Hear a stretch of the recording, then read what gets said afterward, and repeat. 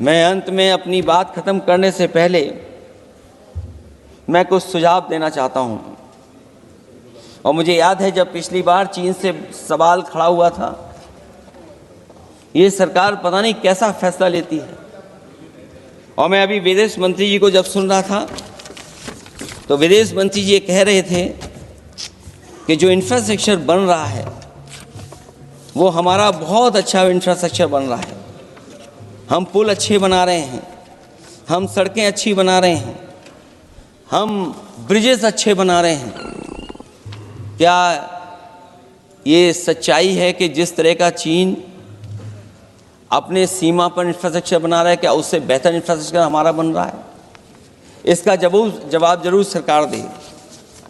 वहीं जहां हमारे डिफेंस को स्ट्रेंथन जितना हम करेंगे उतनी हमारी नेशनल सिक्योरिटी स्ट्रेंथन होगी। ये जो बजट लगातार कम होता चला जा रहा है, इस बजट को बढ़ाना चाहिए और कम से कम जीडीपी का 3% बजट डिफेंस का होना चाहिए। और जो बजट डिफेंस का हो वो नॉन लैप्सेबल हो, मॉडर्नाइजेशन के लिए फंड हो जिससे कि लैप्स ना करे और हमारी रिसर्च एंड डेवलपमेंट लगातार चलता रहे। जो हमें कई बार आश्वासन मिलता है कि टेक्नोलॉजी ट्रांसफ़र भी हो जाएगा, आखिरकार टेक्नोलॉजी ट्रांसफ़र के लिए हमें वर्षों क्यों इंतज़ार करना पड़ता है? आखिरकार इसका जिम्मेदारी कौन लेगा? जो डिफेंस प्रोक्योरमेंट है हमारा, वो डिफेंस प्रोक्योरमेंट आखिरकार क्यों नहीं होता है? जहां सरकार समय समय पर डिफेंस एक्सपो के नाम पर न केवल भारत बल्कि दुनिया से ये कहती है कि हमारे यहाँ इन्वेस्टमेंट करें। आखिरकार डिफेंस एक्सपो के इन्वेस्टमेंट के कार्यक्रम के बाद कितना डिफेंस सेक्टर में इन्वेस्टमेंट आया है? और साथ ही साथ जब आत्मनिर्भर की बात हो तो हमारे देश की अपनी रक्षा करने के लिए हमारे अपने लोग क्यों नहीं तैयार हो रहे हैं? यह सरकार इतना क्यों नहीं जोखिम उठा रही कि हम खुद तैयार हों उन चीज़ों को बनाने के लिए? आज सक्षम विदेश नीति के द्वारा प्रधानमंत्री जी के नेतृत्व में और यहाँ विदेश मंत्री जी स्वयं बैठे हुए हैं, भारत उस मुकाम तक पहुंचा है कि रशिया कहता है India is our traditional ally और अमेरिका कहता है India is our strategic ally. और यह बात सिर्फ बयानों तक सीमित नहीं है। रशिया से हमने S-400 एंटी मिसाइल सिस्टम लिया है जो रूस ने किसी को नहीं दिया, और अमेरिका से हमने प्रीडेटर ड्रोन लिए हैं जो नाटो के बाहर उसने किसी को नहीं दिए। आप सोचिए यह सक्षम विदेश नीति क्या संभव है कि रूस और अमेरिका दोनों अपने सबसे सक्षम हथियार भारत को देने के लिए तैयार हो। और मैं एक वाकया बताना चाहता हूं, हमारे विरोधी विदेश नीति को हमारी डोमेस्टिक पॉलिटिक्स के चश्मे से देखते रहते हैं और उसमें देश का नुकसान होता रहता था। कोई इजराइल जाता था तो फिलिस्तीन नहीं जाता था, फिलिस्तीन से बात करेगा तो इजराइल से बात नहीं करेगा। पर मैं एक घटना बताना चाहता हूं, माननीय प्रधानमंत्री महोदय जब फिलिस्तीन जा रहे थे तो वो जॉर्डन में रुके और जॉर्डन के शाह ने कहा कि वो उनके पर्सनल हेलीकॉप्टर में उनको भेजेंगे पैलेस्टीन। उल्लेखनीय बात यह है कि जॉर्डन के शाह हुसैन प्रोफेट मोहम्मद की डायरेक्ट डिसेंडेंसी में है। एक ही परिवार है जो प्रोफेट मोहम्मद की डायरेक्ट डिसेंडेंसी में है। और आप सोचिए, जॉर्डन का प्लेन था, हेलीकॉप्टर जा रहा था पैलेस्टीन और उसको एस्कॉर्ट कर रहे थे इजराइल के फाइटर्स। आप सोचिए, इजराइल और फिलिस्तीन कभी किसी एक देश के साथ अगर एक रूप में कभी हुए हो तो वो प्रधानमंत्री श्री नरेंद्र मोदी जी के नेतृत्व में। तो डिजिटल ट्रांसफॉर्मेशन हो या डिप्लोमेटिक ट्रांसफॉर्मेशन, दोनों में भारत एक नए सिरे से एक नए स्वरूप में आगे बढ़ता हुआ आगे दिखाई पड़ रहा है।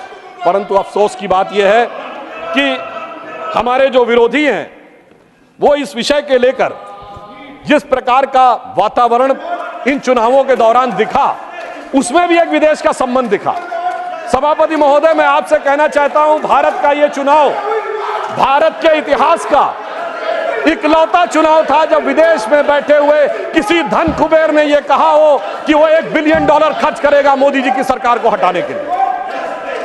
यह चुनाव भारत के इतिहास का इकलौता चुनाव था जब चुनाव भारत में हो रहा था और कांग्रेस के नेता आर्टिकल विदेश के अखबारों में लिख रहे थे, शशि थरूर जी ने बांग्लादेश के अखबार डेली स्टार में आर्टिकल लिखा, मोदी हैज टू गो।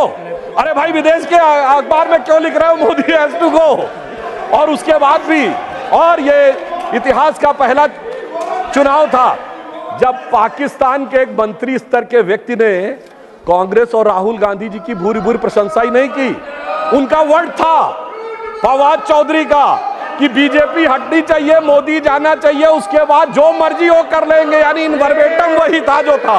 अरे क्यों नहीं आपने बोला कि आप कौन होते हैं हमारे बारे में बोलने वाले? मैं याद दिलाना चाहता हूं, जब डॉक्टर मनमोहन सिंह प्रधानमंत्री थे और श्री नरेंद्र मोदी जी मुख्यमंत्री थे, और उस समय पाकिस्तान के तत्कालीन प्रधानमंत्री नवाज शरीफ जी ने मनमोहन सिंह जी के बारे में आपत्तिजनक बात बोली थी, तो उस समय नरेंद्र मोदी जी ने दहाड़ कर कहा था, कौन होता है पाकिस्तान का व्यक्ति 120 करोड़ देशों के हमारे प्रधानमंत्री के बारे में बोलने वाला?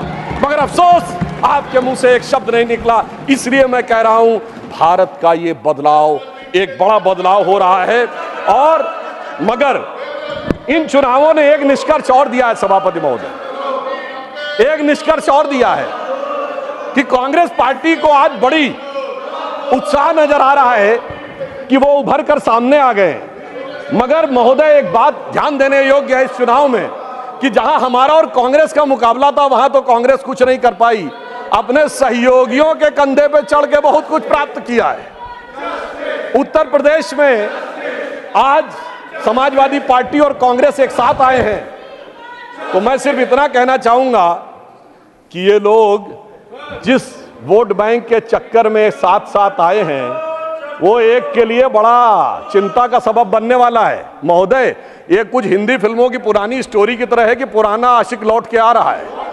अगर वो पुराना इश्क जाग गया तो आप ये समझिए कि ये समाजवादी पार्टी के लिए बहुत बड़ी चुनौती होने वाली है, क्योंकि वो कहते हैं, सपा कहती है मेरा कारनामा तो देख, तो कांग्रेस कहती है मैं तेरा आशिक पुराना तो देख, तो उधर एक हैदराबादी हजरत है जो कहते हैं मेरा घराना तो देख।